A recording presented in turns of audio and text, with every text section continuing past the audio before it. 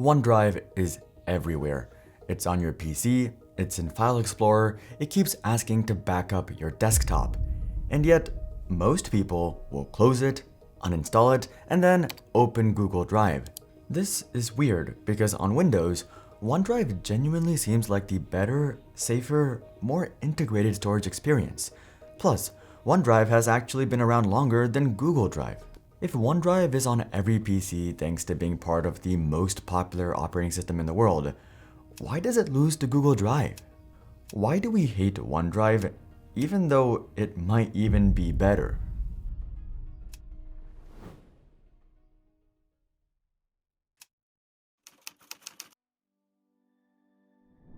Okay, this app is super annoying. At first, it seems like regular Windows startup bloatware. It keeps popping up nagging you to sync everything or get set up, despite you owning this PC for years now. And even setting up OneDrive is very annoying.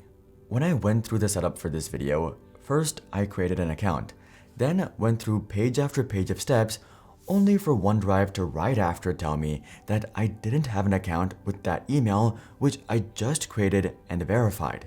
Then it will ask you to upgrade to Microsoft 365, and then OneDrive asks you to install the app. But once I got through one of the most annoying setups ever, OneDrive was surprisingly great. OneDrive seems to genuinely have a lot going for it. As it turns out, quite a lot. If you want OneDrive, you can get 100 gigabytes of file and email storage for just $20 a year. Google is about the same, but shared between both email and Drive. So already, OneDrive seems like the better choice, and this is even more so when you compare upload speeds. And OneDrive just obliterates the other two. So we're talking Google Drive getting absolutely demolished with Dropbox trailing a little bit behind in second. But raw cloud storage is just the beginning. If you use Windows, like most people do, OneDrive is extremely intuitive. You can see your cloud files purely from File Explorer in its own folder.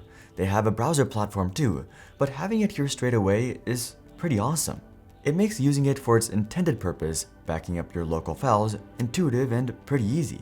Google Drive does have a backup like this, but OneDrive is so easy since it's naturally built into Windows. And if you already use the 365 suite, you already have the storage available without any extra cost, which many of you already have. Microsoft 365 has over 84 million subscribers. This might be a deep cut, but have any of you noticed how those corporate memes and reels slowly changed from Slack to Teams and all Microsoft products for that matter? That's because Microsoft already rules the business world. Most people already use these platforms and have access to OneDrive. Plus, now Word automatically saves to the cloud just like Google Docs, but it goes even further. OneDrive has things that are genuinely fantastic and put Google Drive to shame. For one, its strong restorative functions within the last 30 days. This isn't like Google's 30-day trash bin. OneDrive subscribers can undo all actions across files and folders within the last 30 days, even if entire folders were deleted, corrupted, or overwritten. This makes OneDrive a great solution against malware and ransomware, where hackers will hijack your files and demand you pay to get them back. Google is only starting this now and is relying on AI to do so. So why does OneDrive still lose to Google? Google One, aka Google Drive, has over 150 million subscribers. OneDrive, however, in Microsoft 365 has just over half that. Even with their business dominance and even with all these great features, OneDrive is getting destroyed by Google Drive. Why?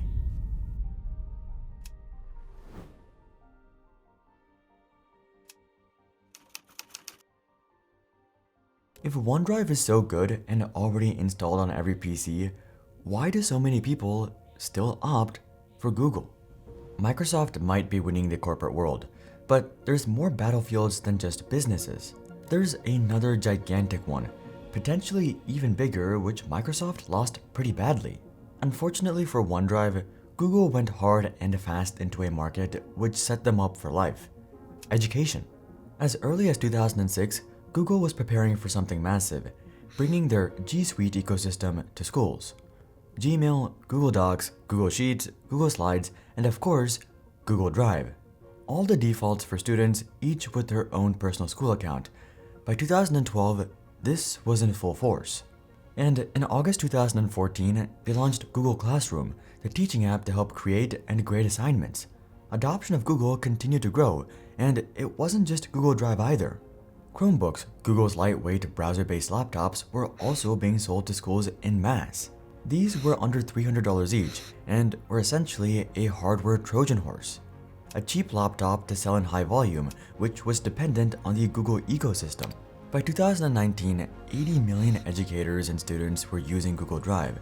So, what does this have to do with OneDrive? Well, think about it. Tens of millions of students globally using the G Suite, and many of them students. We're creatures of habit. Those who grew up or started using Google Drive as their first cloud platform in school continued doing so. And during this time, Google has also been very consistent with Google Drive. It had 15 gigabytes of free storage seemingly forever. Even when I was in university, which used 365 for everything, I still just used Google Drive out of habit, and I know I'm not the only one who did this. All of our group assignments were still in Google Docs, and a lot of my cloud storage was in Google Drive. In fact, I still use Google Drive for organizing this channel. It took me ages to eventually start using Notion for writing. Switching storage would be even harder. But even if I did, I probably won't want something that pushes me to switch all my products, at least as a consumer. And this isn't a small problem. This is a real massive issue in consumer psychology. These are switching costs, aka what the customer loses or has to pay when changing products. OneDrive has a surprisingly high switching cost. First, the UX. When it comes to user friendliness and just very beautiful UI design, I think Google trumps Microsoft as well. While OneDrive seems to offer more value at first, they lose hard in the free tier game. Google Drive is 15 gigabytes, while OneDrive is just 5. But then there's the ecosystem problem. OneDrive and Google Drive aren't standalone products. They're small parts of massive ecosystems.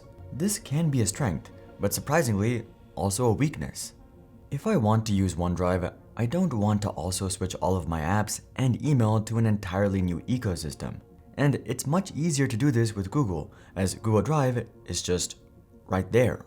OneDrive feels like it's buried in the entire suite, and to get the higher storage, you have to buy into everything. This isn't the case with Google, at least until recently with them pushing Gemini hard in their higher plans. But this isn't even the end of it.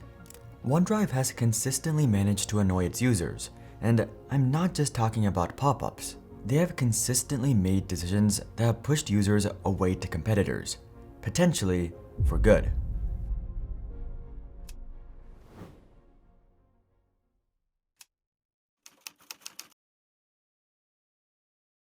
Over the past 8 years, we've posted 1,100 videos, though we still haven't crossed 1 million subscribers. We are close though, and I believe 2026 is the year, and if you subscribe right now, we can actually make that a reality. In 2015, OneDrive made a massive change. It was to ensure that we can continue to deliver a collaborative, connected, and intelligent service, but users were furious. OneDrive was cutting back on storage, and the biggest was their unlimited plan. Since we started to roll out unlimited cloud storage to Office 365 consumer subscribers, a small number of users backed up numerous PCs and stored entire movie collections and DVR recordings. In some instances, this exceeded 75 terabytes per user, or 14,000 times the average. So, Microsoft cut it. Instead of focusing on extreme backup scenarios, we want to remain focused on delivering high-value productivity and collaboration experiences that benefit the majority of OneDrive users. Ironic, given OneDrive is all about being a backup platform now. Though granted, they should have never offered unlimited, as this was always going to cause problems. But it wasn't just these fringe cases. Everyone got hit by it. The 100GB and the 200GB plans are being eliminated for new users and will be replaced with a 50GB plan for $199 a month, which will launch in early 2016. Free OneDrive users will see their storage decreased from 15GB to 5GB, with the 15GB camera roll storage bonus also being eliminated. OneDrive used to offer free 15GB just like Google, but they cut it. This was also about a year after they increased the storage for all of these plans. To add insult to injury, even Apple dropped its price for storage and offered 5 GB for 99 cents a month around the same time. But this was just the beginning. In Windows 8.1, OneDrive also had a placeholder function, which let you see cloud files in Explorer without downloading them. This was a great intuitive feature, until they removed it. Users naturally got upset, and Microsoft eventually brought it back. OneDrive also makes a big deal about syncing files between other devices, but then in 2022, they announced it would stop syncing to Windows 7 and 8. This is the big problem with OneDrive. They just manage to keep annoying their users. Plus, sometimes the OneDrive backup will ruin your local storage experience. Sometimes OneDrive will move your local files to the cloud and won't let you move them back, or worse. I think the biggest thing people value about Google Drive is that it's reliable. It's been and felt the same for about a decade, and it probably, or hopefully, will be a decade from now as well. OneDrive is great if you already use Microsoft 365. It essentially feels like a free perk.